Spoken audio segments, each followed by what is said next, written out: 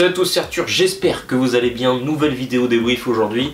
J'avais prévenu la semaine dernière que les points perdus face à l'AS Saint-Etienne, à la Beaujoire, où Nantes maîtrisait son adversaire, allaient coûter cher aux Canaries pour la suite de la saison, puisque Nantes s'attaque à un calendrier qui est nettement plus difficile aujourd'hui, avec déjà un déplacement à Lyon qui s'annonçait périlleux. Et bien pas manqué, Nantes n'a montré aucune volonté de jouer. Nantes est venu en outsider à Lyon et Nantes s'est fait défoncer. Je pense que c'est le mot qui correspond le mieux, que ce soit tactiquement, techniquement. Je crois que sur tous les termes du football, Nantes a été surpassé aujourd'hui, certes par une des équipes en forme de notre championnat, puisque Lyon reste quand même sur 4 victoires, toutes compétitions confondues, 2 en Europa League, 2 en Ligue 1 en plus, où ils ont battu Toulouse et Nantes, qui font partie de leurs 2 clubs victimes favoris au XXIe siècle. Je crois qu'on a dû gagner 2-3 fois max en une vingtaine de rencontres face à Lyon, tellement c'est compliqué de se déplacer là-bas. Le Groupama Stadium nous réussit, mais alors pas du tout.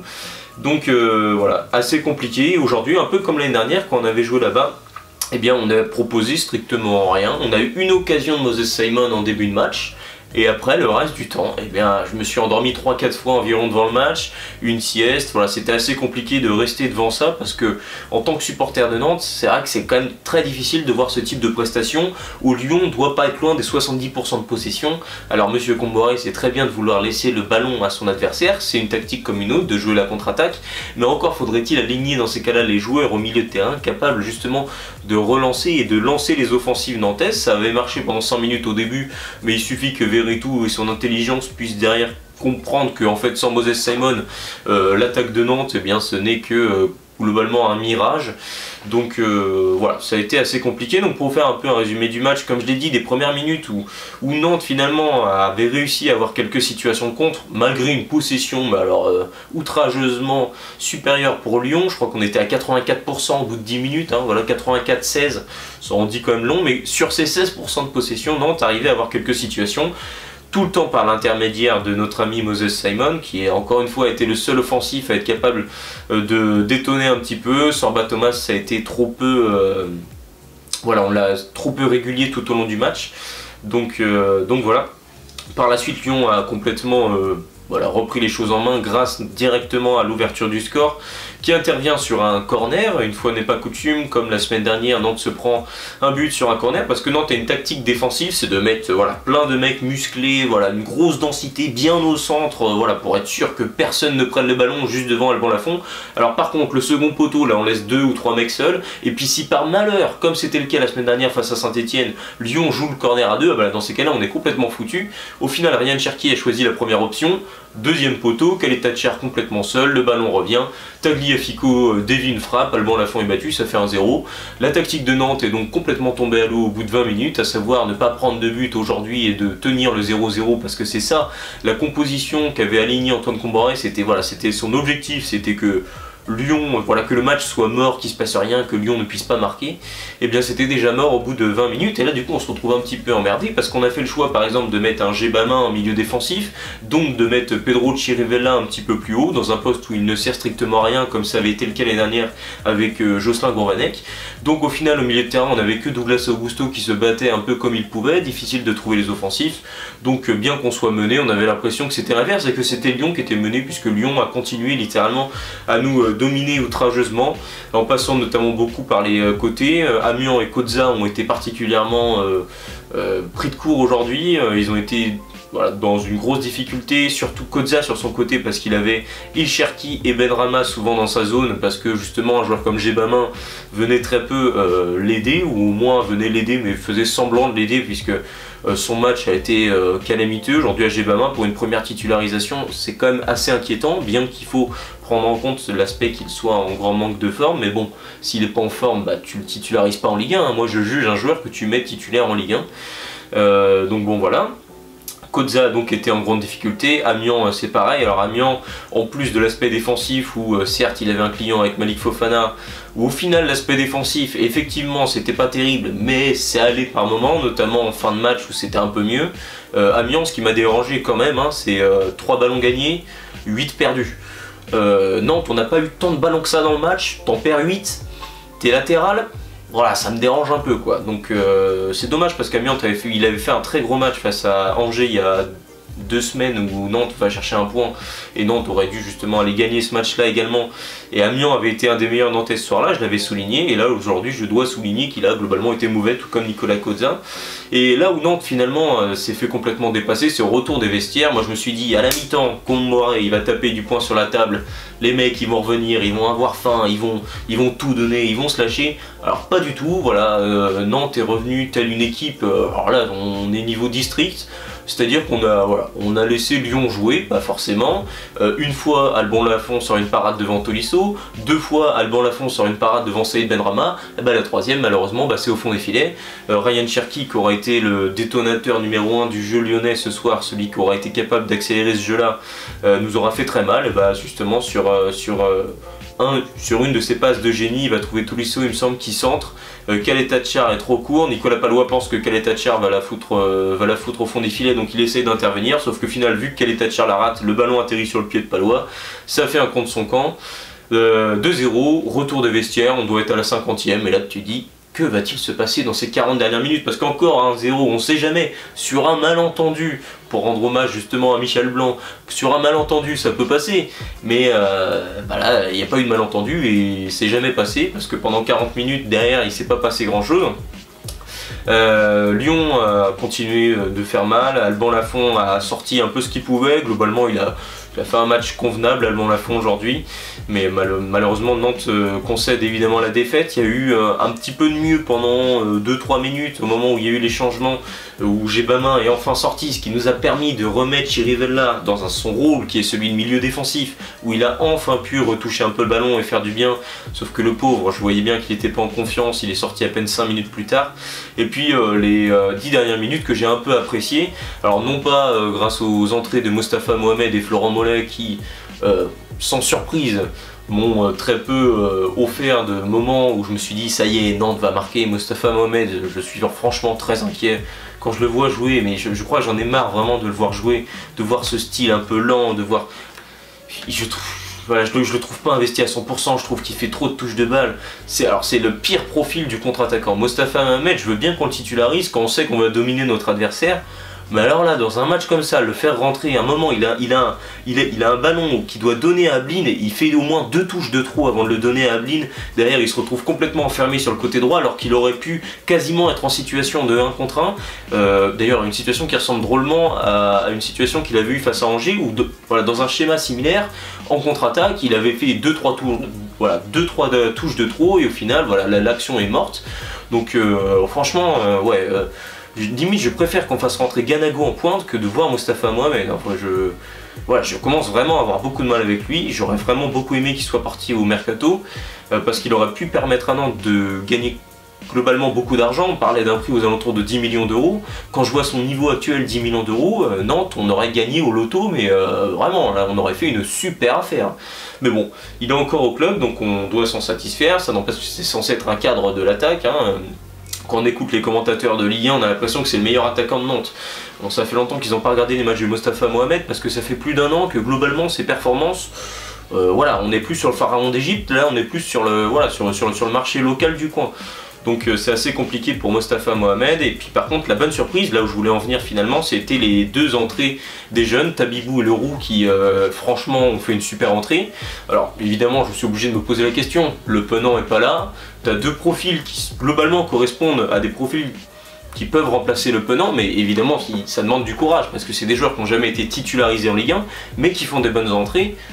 Quand je vois le match de Gébamin, je me dis qu'on aurait eu tout à gagner à lancer un jeune comme Leroux par exemple, qui, au vu de son implication, ses courses et de son niveau technique qui me semble supérieur à Gébamin, je pense franchement qu'il nous aurait pas fait de mal au milieu de terrain. Et je pense qu'on aurait pu mieux exploiter nos phases de contre-attaque et de transition avec un joueur comme Louis Leroux ou comme Demen Tabibou qu'avec un joueur comme Gébamin ou encore avec Chirivella dans ce registre-là qui était beaucoup plus haut et qui pour moi ne sert à rien. Quand on sait Chirivella, quand tu le fais jouer un peu plus haut, c'est très compliqué pour lui. Sous pression, il rate toutes ses passes, il rate ses contrôles.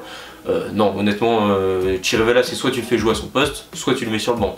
Mais voilà, tu n'as pas à essayer de construire quelque chose. À un moment, il y en a marre de construire et de plus faire jouer leurs joueurs, enfin, et de plus faire jouer les joueurs à leur poste. Moi, ça me dérange un petit peu. Donc voilà. C'était un petit coup de gueule que j'avais parce qu'il y avait un enjeu sur ce match-là de savoir comment Nantes allait s'adapter à l'absence notamment de Johan Le Penant. On a vu ce que ça a donné et ça m'a déçu. Et pour moi, il y avait moyen de mieux faire, même si j'ai apprécié quand même qu'Antoine Kombouaré fasse confiance aux jeunes, même s'il n'avait pas trop le choix au vu de l'effectif réduit, mais qu'il ait fait confiance aux jeunes malgré le fait que Nantes soit mené, qu'il les a fait rentrer quand même dans un stade où c'est difficile de jouer. Hein. Lyon, c'est une belle équipe évidemment. Donc voilà. Score final 2-0, très peu de situations donc pour Nantes. Lyon a eu beaucoup d'occasions, c'est plus que logique et mérité. Hein. Le 3-0 était même franchement pas si loin que ça. Lafont nous a permis par moment de rester dans le match et Nantes n'avait jamais su exploiter ça. Donc c'est évidemment frustrant. Malgré ça, je peux assez facilement tirer 3 tops du match qui ont pour moi été les 3 seuls qui ont su garder la tête en dehors de l'eau. C'est Douglas Augusto qui pour moi au milieu de terrain là, avait fait un super match. Malgré la défaite, je trouve vraiment qu'il a été bon.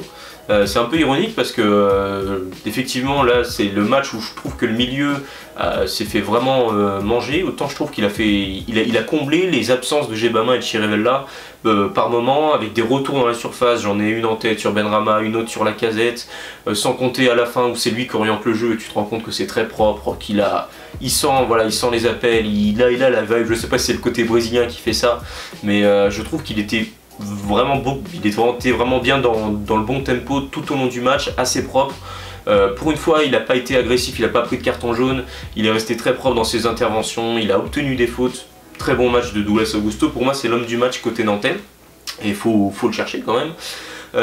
Nathan Zézé également, si je nomme Nathan Zézé, c'est que sur la ligne de 4, à savoir Amiens, Kozza, Palois, c'est le seul qui aura fait un match convenable où il aura comblé justement toutes les erreurs qu'a pu faire Nicolas Palois. Alors pourquoi des erreurs ? Parce que Nicolas Palois nous a aussi habitués à faire certains très gros matchs. C'est vrai que Lyon a été capable réellement d'accélérer le jeu, ce qui a fait très mal à des joueurs globalement plus lents comme Nicolas Palois. Hein. Quand le jeu s'accélère, Nicolas Palois c'est très compliqué, quand il faut sortir il se fait souvent inspirer. Donc c'est difficile pour des joueurs comme Palois, comme Djebama qui sont assez lourds et qui sont moins mobiles que les autres, peut-être moins réactifs aussi. Quand le jeu s'accélère c'est plus compliqué pour eux et là c'est typiquement ce qui s'est passé tout au long de la rencontre. Lyon a été capable de faire mal à Nantes en accélérant le jeu, notamment par l'intermédiaire de Ryan Cherki. Là-dessus, Palois c'était très compliqué pour lui. Sur les côtés également, ils se sont fait un peu déborder face à notamment des joueurs comme Malik Fofana, Ryan Cherki, je l'ai dit, Saïd Benrahma, c'était compliqué à la fois pour Amiens et pour Kozza. Autant Nathan Zézé a essayé de combler pas mal de fois les erreurs en intervenant devant Lacazette, devant Cherki. Il a globalement fait un bon match, il a coupé également pas mal de centres. C'est le meilleur défenseur nantais aujourd'hui, sans trop de débat. Et puis le troisième joueur, c'était notre seul détonateur offensif, Moses Simon, une fois n'est pas coutume, qui dans un match compliqué a tenté, a su éliminer assez régulièrement, beaucoup de centres qui malheureusement n'ont pas pu trouver preneur parce qu'aujourd'hui Mathis Ablin c'était très compliqué hein, face à Kaletachar et Niakate de s'imposer, alors surtout sur des centres, mais Simon aura su faire des différences et il aura su également récupérer des ballons assez hauts en tout début de match, ce qui m'a fait espérer par moment que Nantes puisse parvenir à ouvrir le score. Et puis on a aussi découvert du coup une équipe qui justement a été menée pour la première fois de la saison à concéder l'ouverture du score. Parce que Nantes, la seule fois où ils avaient été menés, c'était face à Reims. Nantes était donc la deuxième équipe à avoir été le moins menée en Ligue 1 derrière Monaco. Et donc on a vu comment cette équipe a réagi, à savoir sans réaction du coup. On a pu voir que Nantes menait, vaut mieux éviter. Et donc voilà, ça a été assez compliqué. 3 flops du coup, je vais nommer Nicolas Kozza. Alors je sais que beaucoup de Nantais aiment beaucoup Nicolas Kozza parce qu'il monte plus que Duverne. Mais pour quel résultat? Je trouve que ces montées apportent quasiment rien. Il y a eu une fois où il a pu être servi par Sorba Thomas et sa frappe elle a été complètement topée. Elle a été interceptée sans trop de difficulté par Lucas Perry, le très bon gardien de Lyon. Et puis Nicolas Kozza défensivement très compliqué. Je trouve qu'il se fait avoir très facilement sur les crochets. Je trouve que quand par exemple Nuama est rentré et qu'il a laissé son pied gauche, il était trop loin de Nuama. Nuama de toute façon il adore ça, la percussion, et alors quand le défenseur lui laisse un peu d'espace, laisse tomber, tu peux être sûr qu'il va revenir sur son pied gauche pour enrouler ou pour distribuer un centre. Et à chaque fois Kozza s'est fait avoir. Face à Benrahma, il Et voilà, ça a été globalement assez compliqué aussi. Je trouve qu'il se fait avoir un peu trop facilement d'un point de vue défensif. En ce qui me concerne, défensivement, je préfère Duverne. Duverne, offensivement, c'est le néant, mais Koza, c'est monté, je les trouve pas forcément intéressantes. Je sais que c'est pas un avis qui est beaucoup partagé au sein de la communauté, mais c'est le mien en tout cas. Je trouve que le poste de latéral gauche pose réellement problème au FC Nantes. Autre flop, du coup, Nicolas Pallois, comme j'ai dit, qui a été complètement dépassé par les attaques lyonnaises, par Lacazette qui est très mobile et qui a fait très mal justement à Nicolas Pallois, où il a pas pu. Voilà, Nicolas Pallois, il aime les matchs rugueux où il faut qu'il apporte du répondant physique. Aujourd'hui, il n'a pas eu besoin de le faire, dans le sens où ça jouait souvent dans son dos, en une touche, ça allait très vite, et là il est complètement dépassé. Son CSC vient un petit peu couronner le tout, évidemment, parce que sur le tableau des fichages, on voit quand même qu'il a inscrit son 5e but contre son camp en Ligue 1, ce qui fait de lui le 2e joueur ayant inscrit le plus de CSC au 21e siècle, dans le championnat. Évidemment, avec le nombre de matchs qu'il a fait aussi en Ligue 1, c'est logique aussi, mais bon. Ça vient un petit peu couronner une mauvaise prestation de sa part. Et puis le dernier joueur, j'en ai évidemment pas mal parlé et ça m'embête un peu parce qu'il était censé apporter un nouveau profil au FC Nantes. C'était le pari qui avait été pris au mercato, Jean-Philippe Gbamin, qui pour moi me semble hors de forme parce qu'il a le pas lourd, il est puissant, même à un moment il subit une faute, un contact, il a du mal à reprendre ses appuis. Moi je lui ferais vraiment travailler beaucoup sa mobilité, sa souplesse notamment. Il faut qu'il redevienne un petit peu plus fit. Parce que je trouve que ça a été globalement compliqué pour lui. Dans le même cas que Pallois, quand le jeu de Lyon s'est accéléré, alors lui il est complètement dépassé. Autant quand ça allait assez lentement, il a pu faire quelques bonnes passes, etc. Autant alors à partir du moment où ça commence à aller un petit peu plus vite en défense, bah alors il est complètement dépassé. Et il peut pas aller aider justement, que ce soit ses latéraux ou ses centraux, il peut pas, voilà, il arrive pas, il n'est pas dans le bon tempo, il n'a pas le bon timing, il peut pas intervenir et donc ça pose problème finalement à tout l'équilibre défensif de l'équipe. Et puis j'aime pas donner un 3e flop, mais je vais quand même citer en 4e flop Chirivella, qui encore une fois dans une position un peu plus haute ne sert strictement à rien, comme l'année dernière avec Gourvenec, ça ne sert strictement à rien de mettre Chirivella un peu plus haut. Dans ces cas-là, j'aurais aimé pareil un Leroux ou un Tabigou. Pour moi, ça aurait eu beaucoup plus de sens. Voilà, pour moi, le milieu que j'aurais aimé voir aujourd'hui avec l'absence de Le Penant, c'est Chirivella en 6, Douglas Augusto et un Louis Leroux par exemple, pour compenser justement à l'absence d'un Le Penant. Donc tu gardes quand même une solution plus défensive à mes yeux que Le Penant, parce que Leroux monte un peu moins, mais par contre techniquement c'est quand même mieux que Gbamin, ça court quand même plus, t'es bien plus dans le bon tempo, c'est un jeune assez insouciant qui va au contact, qui va au duel. Moi en tout cas j'aurais aimé le voir titulaire. Je sais qu'évidemment c'est en demander beaucoup, c'est un peu aussi le fantasme des supporters de voir des jeunes formés au club jouer, mais pour moi aujourd'hui il y aurait eu un vrai sens tactique à faire jouer un Louis Leroux à la place d'un Gbamin par exemple. Donc voilà, en tout cas j'espère que ce débrief vous aura plu, si c'est le cas n'hésitez pas à me le dire dans l'espace commentaire et à vous abonner à ma chaîne YouTube. Allez, ciao tout le monde.